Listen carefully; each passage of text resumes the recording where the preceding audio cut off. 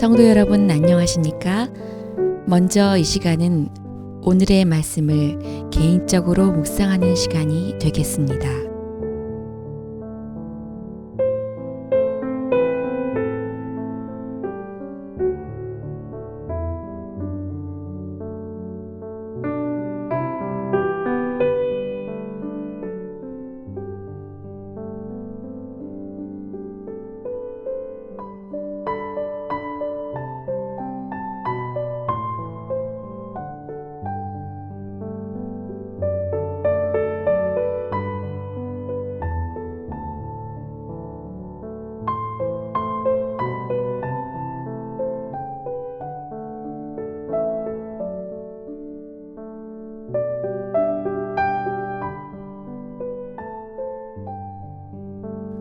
기도하고 시작하겠습니다. 하나님 아버지, 하루를 살면서 하나님 한 분만을 주인으로 섬기며 살기를 원합니다. 오늘 이 아침도 그렇게 살 수 있도록 말씀으로 분명히 말씀하여 주시옵소서. 예수님의 이름으로 기도합니다. 지난 말씀에 하나님은 아브라함에게 소돔을 멸하러 간다고 말씀하셨습니다. 그런데 19장 1절에서 저녁 때 그 두 천사가 소돔에 이르렀다라고 기록하고 있습니다. 이때 롯이 성문 앞에 있었다가 이들을 맞이하게 됩니다. 손님을 맞이하는 롯을 보면 아브라함으로부터 배운 하나님의 백성의 모습이 보인 것 같긴 한데 뭔가 어색합니다. 롯은 2절에 손님을 맞으면서 발을 씻고 자도록 했습니다.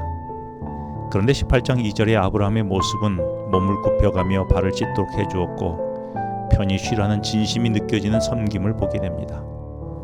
그리고 롯은 손쉽게 밀가루 반죽을 구운 무교병을 대접했는데 아브라함은 사라와 함께 고운 가루로 음식과 요리를 만들고 송아지까지 잡아가며 최선을 다해 대접합니다.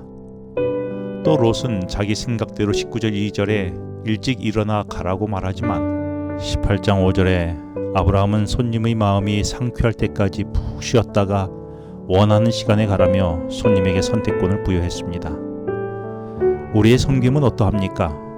구색만 갖춘 경건의 모양만 있는 섬김인가요? 아니면 진심으로 우러나오고 상대의 필요를 위해 섬기는 진심이 섞인 섬김인가요? 그리스도인의 섬김은 겉모양만 번지르한 섬김이 아니어야 할 것입니다. 그런데 롯이 손님을 집 안으로 들이는 일로 문제가 생겼습니다. 4절에 소돔성 사람들이 낯선 손님을 끌어내려며 연령대를 불문하고 사람들이 몰려와 소란을 피운 것이었습니다. 그런데 그 이유를 5절에서 그들을 상관하겠다고 합니다. 이 말의 의미는 그들과 동성애를 즐기겠다는 뜻이었습니다. 소돔성이 얼마나 타락한 도시였는지를 알 수 있는 대목입니다. 이때 롯은 자신의 두 딸을 대신 넘겨주겠다고 말합니다. 참 이해 안 되는 내용이지만 소돔성 지역의 문화는 집에 온 손님을 극진히 대접하고 잘 보호해야 하는 문화가 강했었습니다. 당시 문화로 보면 당연해 볼 수 있지만 여기서 놓치는 중요한 사실이 있습니다. 그것은 롯이 소돔성 사람이기 이전에 그는 하나님의 약속에 따라 갈대아 우르를 떠나 하나님의 약속을 믿고 하나님의 나라를 향하여 왔던 하나님의 백성이라는 사실입니다. 그래서 롯은 소돔성 사람이기 이전에 하나님 나라의 백성이므로 롯의 삶을 실제로 지배하는 문화와 법은 하나님 나라의 가치관과 질서가 항상 우선시 되어야 했던 것입니다. 우리는 어떤가요? 하나님 나라의 백성이라고 말하면서 하나님의 관점보다는 사람의 관점에 좋게 보이려고 노력하지는 않는지요? 우리는 하나님의 나라의 문화와 기준이 어떠한지 생각하고 질문하며 답을 얻어야 합니다.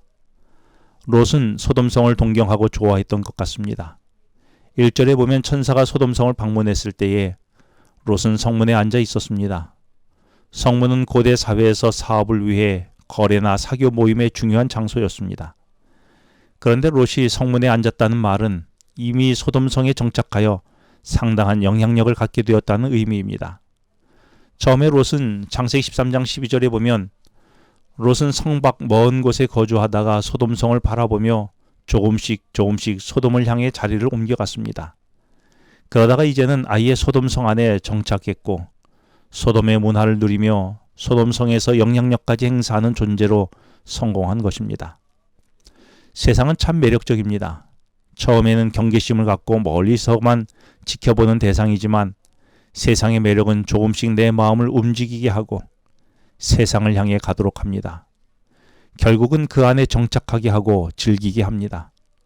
세상의 매력에 빠져 즐기다 보면 나도 모르게 그 안에 정착하게 되는 것입니다. 여러분에게 세상이 매력적으로 여겨지는 것은 어떤 것들이 있습니까? 그리고 자꾸 가까이 다가가도록 이끄는 것은 무엇입니까? 그래서 지금 여러분이 머물고 있는 곳은 어디입니까? 아브라함처럼 소돔성의 유혹과 상관없는 하나님의 약속만을 바라보고 사는 곳인가요?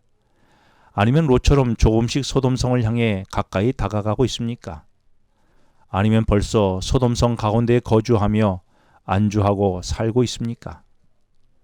그런데 이상한 것은 자신은 소돔에 거주하며 이제는 그들과 하나가 되었다고 생각하여 그들을 7절에 보면 내 형제라고 부르지만 정작 그들은 롯과 형제로 여기지 않고 여전히 나를 세우며 9절에 밀치며 가까이 가서 그 문을 부수려고까지 하였습니다.